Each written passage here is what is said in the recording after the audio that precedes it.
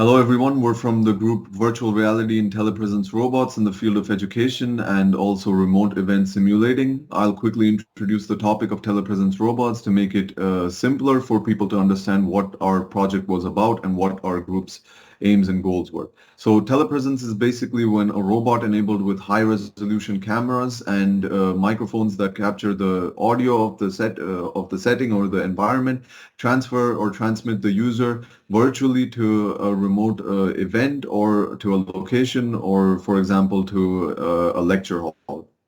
Now, a telepresence robot comes in many different shapes and they have many different functionalities. But basically what a telepresence robot is supposed to do is it uses its camera, which can either be static, so it sends a video similar to Skype or Zoom to the user, or it can be as high-end as it uses 360-degree cameras with surround sound microphones, which transmit a virtually simulated environment to the user, which is much more immersive. So for example, the user will be using VR headsets to be completely virtually inside of this event, where it's way more immersive and interactive compared to just a regular video session. Now, the user controls the robot using guidance markers via an integrated app or a specialized website so that he can move it around, and the onboard sensors on the robot, for example, collision control or it not falling off the stairs. The robot uses these sensors to make the movement much more streamlined and easy. The robot is also fitted with other hardware features such as a screen which displays the user and external microphone and speakers. This makes the robot and the experience interactive also on the end of the people at the event or the lecture hall, for example. So it makes the two-way communication much more interactive and streamlined. So, after this brief introduction from Neil about the telepresence robot in general, we will now talk about the development process. So, how did we get started? So after having a task given to us by the department, and we all got together for a group meeting, and then we decided the first thing that we need to start by is having the parts ready for the do-it-yourself kit. And so we split the various parts into all of our teammates and decided everyone that everyone researches on a specific part, and then we have another meeting after a week and a half, and then come back, discuss whatever we researched on, and then decide upon the final parts that we will be using for the robot. Okay, what were the next steps? The next steps were, then while deciding the parts, we faced a few issues, such as like if the tablet's speaker and the microphone is good enough, because we had to stay in a budget of 500 euros and we were trying to comply to it as much as possible. We actually made the whole kit in 400 euros. That was a really big plus point. And so then we discussed, and we solved all the issues, and then we finally had the final parts ready for the robot within the price range which we could present to the institute. Okay, and further on we developed a Blender model and the code for a simulation. What can you say to this? So about that, after we were done with that, the next step that we decided is, since we could not go to the institute, buy the parts and design the robot itself due to COVID obviously, we decided to have a simulation run of how the website would look when the person using the telepresence robot is controlling it. So then we split the team into two groups. One was to make the Blender model, the other one was on the coding side, having the simulation ready in PolyVR. Then the Blender model had to send the model to the coding team. The coding team placed it on the lobby, the surrounding that we decided upon, and then try to navigate it there. And then the issues that we faced with the scaling or the dimensions of the robot, we had to send it back. We roughly made like about 6 to 7 designs of the model because of the minimal changes that we had to do again and again. And then after placing the final model of the robot, we linked it to the website, and then we could finally have the video streaming on the website of what the robot was seeing, like a real telepresence robot, and also control the robot through that website of how it would look when a user who bought that do-it-yourself kit would use it in a real life environment. Okay, what issues we had to face in this phase of the project?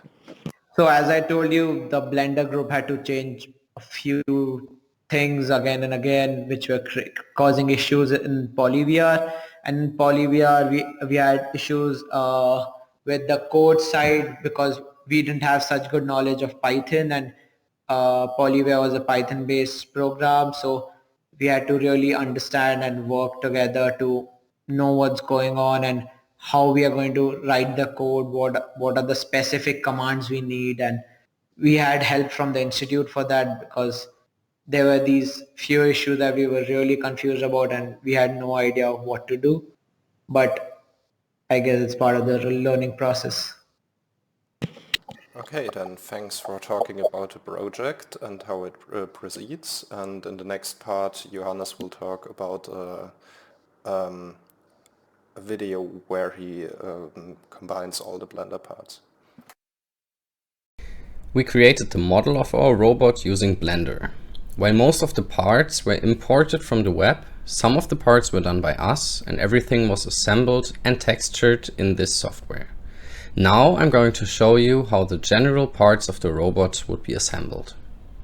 So we start with 30 x 40 cm plywood plate with 2 holes for the cables where we fixate our PCBs and the speaker flange using screws. We then mount a power bank with Velcro tape and screw our motors with the tires onto the plate. The 3 vacuum tubes that are the arm of the robot are stabilized with 4 steel cables. We then can mount our 3D printed arm head connector and fasten it with a screw. Our tablet mount then gets screwed onto that. We can put the microphone into a pre-drilled hole afterwards and insert the tablet. After that, we screw the camera mount onto the tablet mount and glue the speaker onto both parts. Then we screw the camera plate onto the camera mount and put and fixate the camera motor into the camera plate. The last step in our assembly process is now to assemble the camera unit. What's left now is to wire all of the parts, fixate the wires, and we end up with our fully assembled Telepresence robot. So in the final part I will talk about the simulation of the project DRIN-E Telepresence robot and show you the functionalities of the finished simulation. So as you have seen in the previous parts, we can control the robot. It has key movement. So I'm pressing X for driving it backwards, S for stopping, and A and D for steering, W for forward.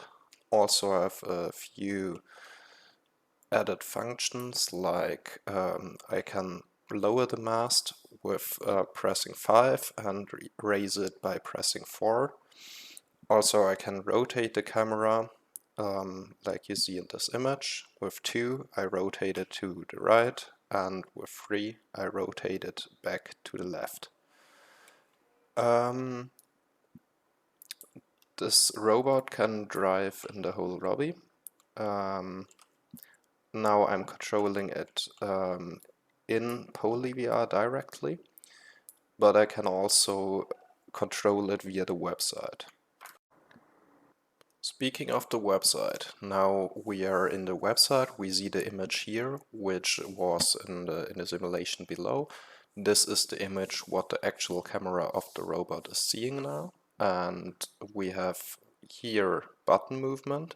The buttons are the same like I explained before. So if I press W, you see I will drive forward, and I have S for stopping. These buttons are especially for using this website on a mobile phone, because you can easily control it via these buttons. Also, we have a key movement integrated for using this website on a PC, like here. And in this case, now I'm pressing X, and I'm driving backwards. You see, I'm not moving my mouse to the buttons, and I'm driving. Also, I can rotate the camera.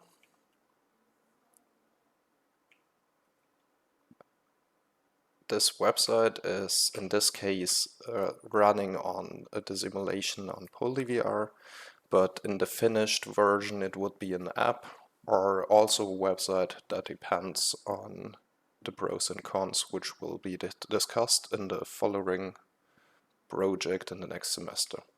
Thanks for your attention.